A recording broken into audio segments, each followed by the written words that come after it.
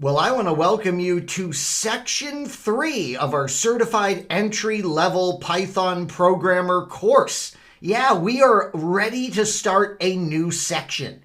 And one of the things that I wanted to do is obviously introduce what material we're going to be studying together in this section, but I also wanted to once again revisit with you how you can find your official exam objectives that we are following for this course. So remember, you're going to go to the pythoninstitute.org, and right up at the top there is a drop down for certifications, and there is the entry level general purpose programming certification that we are interested in.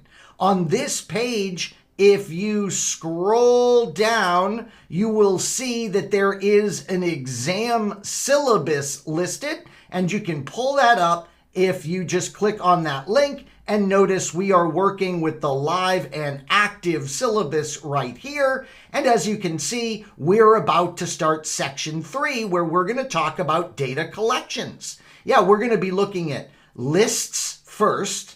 Then we'll be looking at dictionaries, tuples, and strings. So notice, very first subsection in here, we're going to teach you all about lists, then tuples, then dictionaries, then strings. So we are progressing nicely through the course. And for those of you interested in working with data in Python, get ready. You're going to love Section 3, and I'll see you there in the next video.